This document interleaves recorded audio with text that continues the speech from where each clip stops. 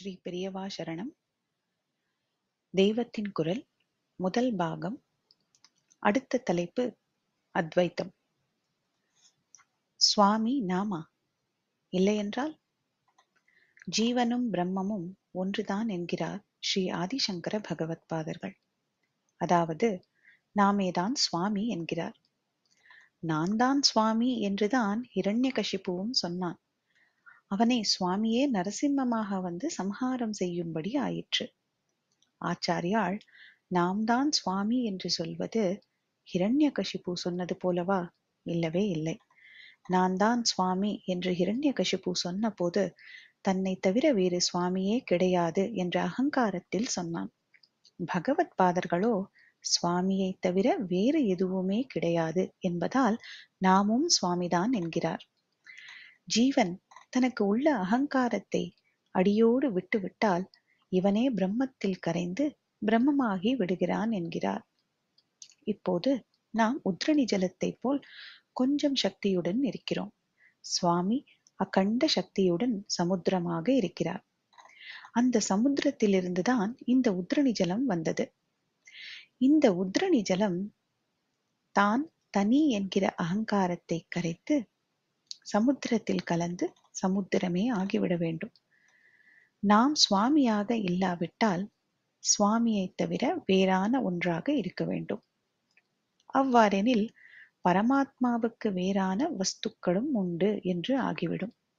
அதாவது பல வஸ்துக்களில் பரமாத்மாவும் ஒன்று என்று ஆகிவிடும். அவருடைய சம்பந்தம் இல்லாமல் அந்த பல வஸ்துக்கள் உண்டாகி இருக்கின்றன என்றும் ஆகும். இப்படி இருப்பின் அவர் பரமாத்மா சுவாமி என்பதே பொருந்தாதே. எல்லாமாக ஆன ஒரே சக்தியாக இருக்கிற மட்டும்தானே அவர் சுவாமி. எல்லாம் அவர் எனும்போது நாம் மட்டும் வேறாக இருக்க முடியுமா? எனவே சுவாமியே நாம் என்று வெளிப்பார்வைக்கு அகங்காரமாக பேசுகிற அத்வைதிகள் சுவாமியின் மகிமையை குறைக்கவில்லை. மாறாக ஜீவன் சுவாமி அல்ல, இவன் அல்பன், அவர் மகா பெரிய வஸ்து, இவன் வேறு அவர் வேறு என்று அடக்கமாக சொல்கிறவர்கள்தான் தாங்கள் அறியாமலே அவரை பல சாமான்களில் ஒன்றாக்கி அவருடைய மகிமையை குறைத்து விடுகிறார்கள். அவரே சகலமும் என்றால் நாமும் அவராகத்தான் இருந்தாக வேண்டும். சமுத்திரமாக இருக்கிற அவரேதான் ஆற்று ஜலம், குளத்து ஜலம், கிணற்று ஜலம், அண்டா ஜலம், செம்பு ஜலம், உத்ரணி ஜலம் போல் தம் சக்தியை சிறு சிறு ரூபங்களாக செய்து கொண்டு பலவித ஜீவ ஜந்துக்களாக இருக்கிறார். இதில் மனிதனாகும் போது பாப புண்ணியத்தை அனுபவிக்கவும் பாப புண்ணியம் கடந்த நிலையில் தாமே ஆகிவிடவும் வழி செய்திருக்கிறார். மனிதனாகும் போது மனசு என்ற ஒன்றை கொடுத்து அதை பாப புண்ணியங்களில் ஈடுபடுத்தி பலனை அனுபவிக்கச் செய்கிறார். மனசு ஆடிக்கொண்டே இருக்கிற நிலையில் உள்ள நாம் எடுத்த எடுப்பில் பாப புண்ணியமற்ற நிலையை அடைந்து அவரே நாம் என்று உணர முடியாது. ஆகவே அவரே நாமாக இருந்தாலும் அதை நாம் அனுபவத்தில் உணருவதற்கு அவருடைய அருளை பிரார்த்திக்க வேண்டியவர்களாகவே இருக்கிறோம். அவர் மகா பெரிய சுவாமி, நாம் அல்ப ஜீவன். அவர் மகா சமுத்திரம், நாம் உத்ரணி ஜலம் என்கிற எண்ணத்தோடு ஆரம்பத்தில் பக்தியே செய்ய வேண்டியவர்களாக இருக்கிறோம்.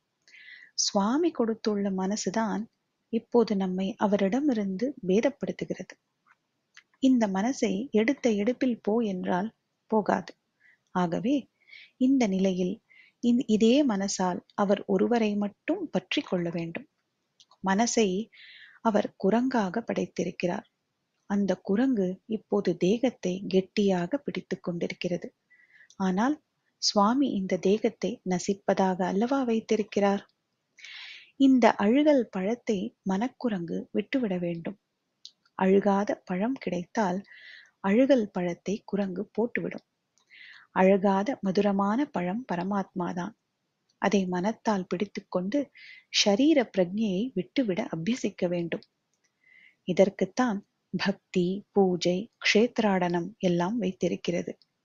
இவற்றில் மேலும் மேலும் பக்குவமடைந்து ஷரீர பிரஜை அகங்காரம் அடியோடு போய்விட்டால் அவர் பரமாத்மா, நாம் ஜீவாத்மா என்கிற பேதமே போய் அவரே நாமாக அத்வைதமாக ஆகிவிடுவோம்.